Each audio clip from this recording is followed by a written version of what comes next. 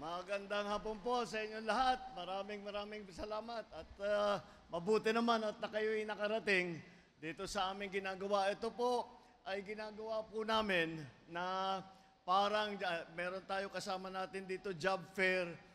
Meron tayong kadiwa doon sa labas.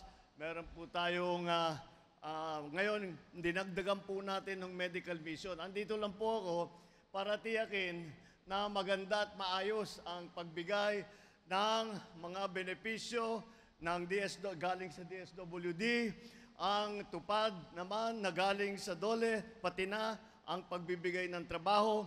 Alam niyo po, napaka-importante na makapag-matching ng trabaho. Kung ano yung kakayahan ng isang nais magtrabaho, kailangan makahanap siya ng trabaho na bagay sa kanya.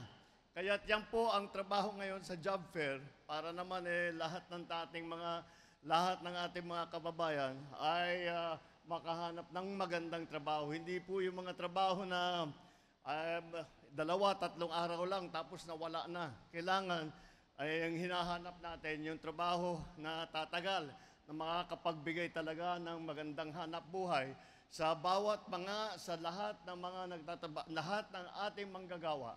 Para naman sila ay makapagbigay ng kaunting ginhawa sa kanilang sarili at sa kanilang mga pamilya at sa kanilang komunidad. Kaya po namin itong ginagawa. Kaya andito po, meron na akong nakikitang t-shirt, ang hats, ang nakalagay, hats. Hindi po ibig sabihin hot sila, ibig sabihin po hired on the spot sila. Kaya yan po, nandyan na sila. Kaya ipagpatuloy po natin. Ayan, yung mga mga hard on the spot natin. Kaya malaking pagkakataon po ito na dinadala namin sa taong bayan para naman magkaroon ng magandang trabaho ang ating ang hindi pa nakakahanap ng trabaho. Meron din tayong medical mission na konsulta na sila sa 600, halos 600 plus na pasyente at patuloy yan dahil sa medical services. Alam naman po natin na napakahalaga para sa atin na ang ating kalusugan ay ligtas sa kahit na anong sakit at ligtas sa kung ano-ano mang karamdaman. Kaya po yung ating medical mission, pasalamatan po natin yung mga Bicol Medical Center, sila po ang nagmaman nung ating medical mission ngayon. Maraming salamat sa inyong pagsama sa amin dito. Kaya naman po, yun lang naman po. Ito'y patuloy. Hindi lang po namin ginawa ito dito sa inyo. Kung hindi, ginagawa po namin ito sa buong Pilipinas. At taon lang at nandito tayo ngayon at meron tayong kaunting rally na pupuntahan, kaya sinasabay na rin namin lahat po ng mga serbisyong ito na ibinibigay para sa taong bayan. Dahil po, ay alam nyo naman po, ay maraming nangangailangan ngayon, medyo magulo ang mundo ngayon, maraming nagbabago na kailangan natin pag-aralan at kailangan natin bigyan ng solusyon. Kaya naman po, ay una naming tinitignan kung ano ang pinakamagandang serbisyo na maibigay namin sa tao.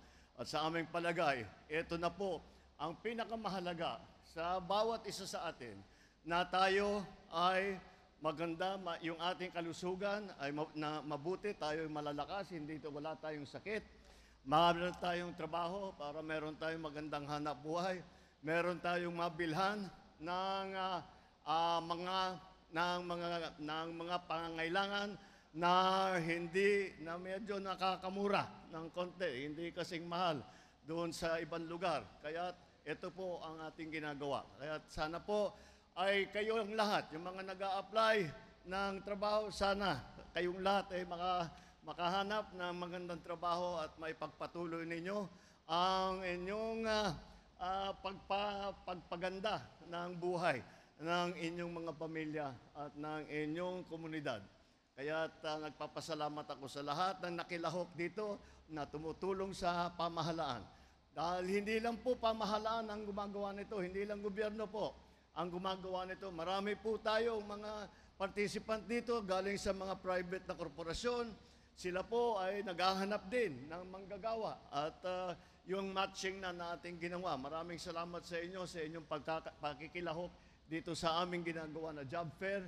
At lahat po ng ating tatanggap ng benepisyo sa 4Ps, ng mga 4Ps, ay sana po ito'y makatulong sa inyo para maging mabigyan naman kayo ng kahit papano, mabigyan po kayo ng kaunting ginhawa.